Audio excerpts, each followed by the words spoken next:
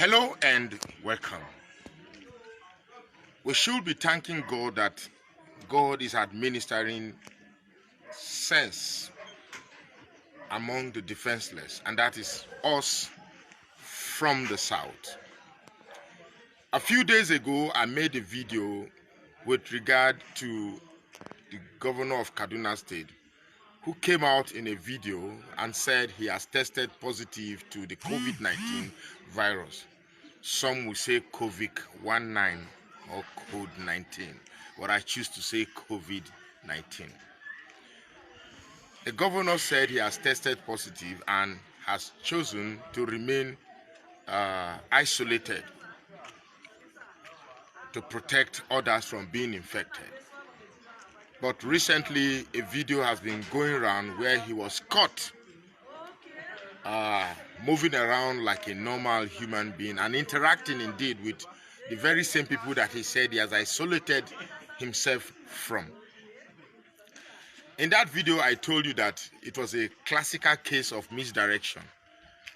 It was a video just to, shape your mind to tell you that those who we already know have the virus are also looking like him, so that in the future when we are asking questions, where is this man, where is this man, they say, he's in isolation. After all, the governor too, you see, he's in isolation. Now that does not mean everybody who comes forward to say he's positive is not positive, but in the case of the Kaduna State governor, there's a classical case of misdirection there. And this na cough na catch me, no say I don't catch the thing too. So yesterday I was making a video, but the network seemed very bad. I don't know if they are now hacking into my video, but the videos it clearly shows that some people are making an attempt to hack into the to my videos.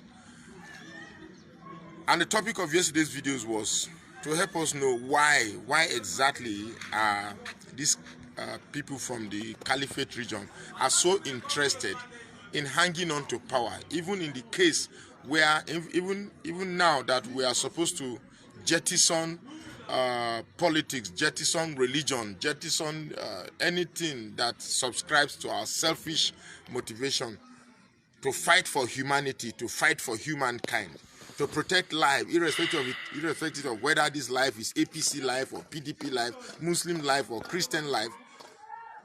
But these people have chosen to use this very precarious time to up their political intrigues, their political geometrics, as I would always say. As Southerners, we have not established any tactical or strategic response to these political maneuvers that the North has decided to consistently play, even at a trying moment like this. It clearly shows that they are closer to evil than to humanity. So, as Southerners, the only thing that we can imbibe upon is a clear, smarter sensibility that uncovers their political maneuvers. And such can only be achieved if we begin to change the narrative that they sell to us. Such narratives that make us feel inferior in their presence. Narratives like they have a larger landmass. I have always asked, it is okay for them to say that they have a larger landmass, that places in the southern regions are indeed not. But it is also left for us to say no. Places like Benue State, Taraba State, Kwara, and a host of other places that are indeed in the southern part of Nigeria belongs to the south. And therefore, there is no such scenario where one hemisphere is bigger than another hemisphere. My simple geography teaches me that the only reason why we have a central line, often described as the equator, is because both regions are supposed to be equal. But we Southerners, maybe because of our own greed, have chosen to ignore narratives sold to us by the North. And it is this acceptance of these narratives that have made us to be inferior. They have sold us narratives that they are more populated than us, and we accept. I still don't know where the narrative or the realism that the North is more populated than the South comes from. Because I know that the South is far more populated than the North. Yes, I know if you go to Kano Metropolis or Kano City, they may appear very big to you, but outside the Kano City, there is nothing to offer again. But I know that in Delta State, for instance, which from the map, from the geographical perspective in our Nigerian map, it may look smaller than Kano, but I know that we have Asaba, we have Agbo, we have Sapele, we have Ugele, we have Wari, we have Ethiopies, then we have several communities, and these communities, these local governments, these metropolises are filled with people. So how in all honesty, you tell me that a place like Kano, after leaving the state capital, all you begin to see is desert, desert, desert, desert, will tell you that it is more populated than Delta State, where for every single kilometer you travel, you meet people. But the problem is not them who have chosen to sell these lies to us. It is us who have chosen to accept these lies. And because we accept this life, our political psyche has chosen to make us, and we consciously or unconsciously feel inferior in their presence. So we need to change these narratives. Else, why would you explain somebody like Chief Omar Gege, who is from an oil producing area, who is from Delta State, who is from a more populated area, who is from a more wealthy place, who is more educated, who is more exposed, but has imbibed a psyche that says, I can only be this because the caliphate approves of it. And what is even more painful is that they fight for positions that are irrelevant. In Nigeria today, the word deputy is as good as a toilet tissue paper. Because if you are a deputy of anything in Nigeria, you are less than nothing. Deputy president, deputy senate president, deputy this and deputy that. You are nothing. Yet it is this insignificant position that we Southerners will fight ourselves over to achieve. Just because we will peddle that name. I am the deputy governor of this, or I am the deputy senate president, or I am the vice president, to wield some fictitious ego of self-aggrandizement or purported self-recognition amongst ourselves, which indeed from a national perspective amounts to nothing. And yet it is these insignificant titles that we fight for. Are you aware that the Namadi Sambo, who got the vice presidency of Nigeria, they not got angry that he even dared to accept to be the vice president of Nigeria? To even show their frustration, they went and burnt his house. That is to tell you the political arrogance, the political pride that the North has, that it is either the first position or nothing. But you see South fighting and struggling and scrambling for irrelevant positions in Nigeria.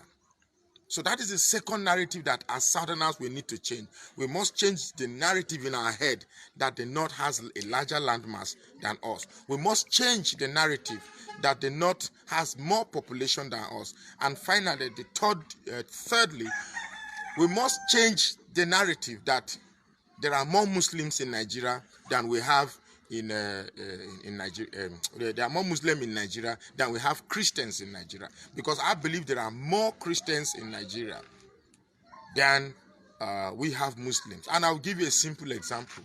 In most states, they will tell you they have a central mosque, and most Muslims, they all assemble in a central mosque.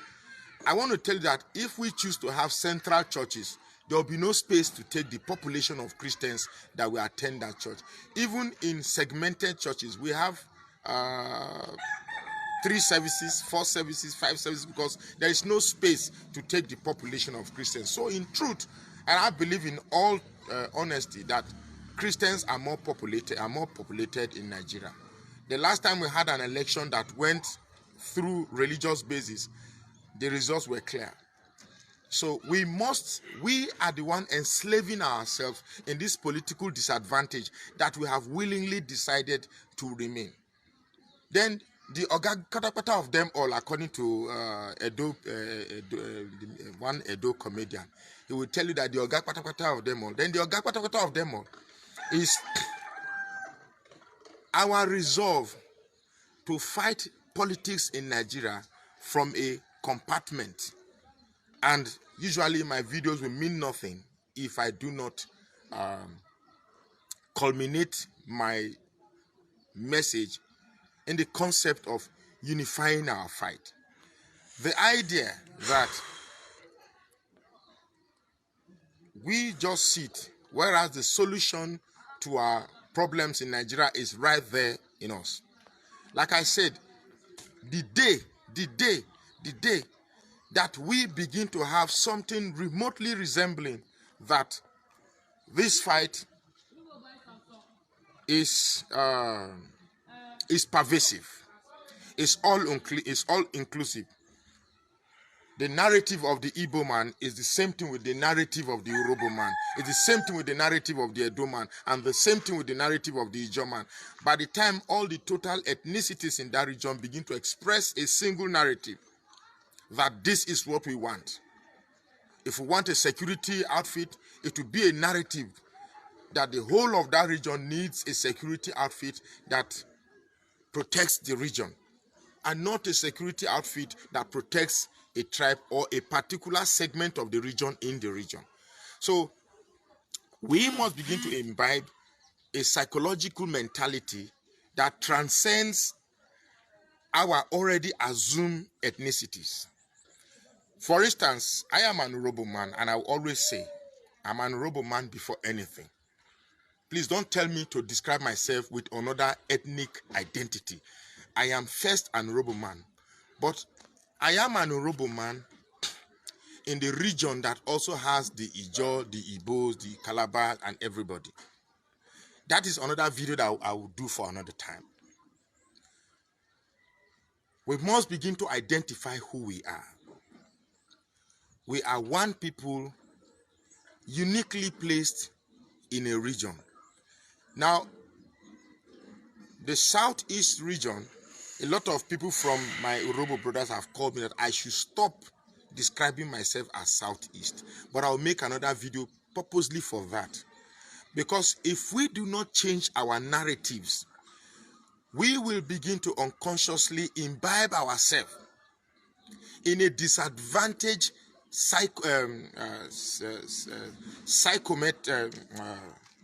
psychological disposition that makes us inferior in the sight of people that are less than half of our natural endowment. So we must in all honesty start the fight from here and not amongst ourselves. All I'm simply asking is that we must synergize our political thoughts so that it embraces everybody. And when we go out to confront these people that are less than half our endowment that God has naturally given us, they begin to respect us. We are supposed to be calling the shots and not the North. The North has tasted power and they've messed Nigeria up, dragged Nigeria 30 years behind history. If you think you are going to sell the narrative to the North that Buhari is collapsing the economy, Buhari is an illiterate, Buhari is this, Buhari is that, that does not move them. As far as they're concerned, a living dog in the North is better than any Southerner to rule this country. That is the psychology that drives them. That is the mentality that drives them. So, if we must liberate ourselves, we must first seize power away from them. If we have the power, we can determine whatever we want. So I like to say, to round up this video, this is a precarious time where a certain virus is ravaging the world. Somebody sent me a very comical video where somebody is warning coronavirus, that coronavirus, you visited some people, is like you collected bribe, that you should do the needful. But it's so funny, it's okay that Nigerians, as I am used to, they can make some comical relief even at the height of the most frustrated situation. So I like the fact that we can joke about everything, but the truth is that I'm so disappointed at our politicians that have decided to politicize this situation we find ourselves, even as dangerous as it is. And for the southern politicians, I'm so also disappointed in you that we didn't elect you to Abuja to go and be sleeping in the National Assembly or fold your arms when these northerners bring draconian policies like freeing terrorists, a whole lot. There are so many I can't even begin to count. So I also want to say the only senator so far that has endeared my admiration is Senator Abaribe. I want to thank you for your steadfastness, for speaking out, even though sometimes I feel so pity for you because you're just like a lonely voice in the house without the support from your brothers who seem to distance themselves for you because if the hammer is done, you probably will bear the brunt alone. And that is the saddest part of our political dispositions in the National Assembly. But I would also like to suggest Senator Abaribe to also imbibe. I hope this video gets to you so that whenever, if at all, the session opens, start the process of bringing this idea of synergizing our political thoughts. So it will not be only you that will be seen in the house always talking on behalf of the people, so that other senators, or if indeed as a minority leader you are up protecting the sanity of our common senses, you have your other brothers from the region supporting you. But most times it appears you stand alone and talk alone. And at the end of the day, you just listen. Sometimes I see the president just give you the chance to just talk, but at the end of the day, it's the same thing. So I like to say thank you, thank you, thank you for being one of the bravest senators in the House. I like to say thank you, thank you. So may God protect us from the coronavirus. May God forgive our sins. May God forgive us for the things we did to have warranted this virus to ravage and pervade itself in Nigeria. We'd like to say, God, give those in charge fighting for a solution to get the smallest solution to solve our problem, because sometimes a very big problem has the smallest solution that is so small that it escapes our eye. Lord, give them the wisdom to find the solution to what we have. I'd like to say thank you for enduring this video to this very moment. Thank you.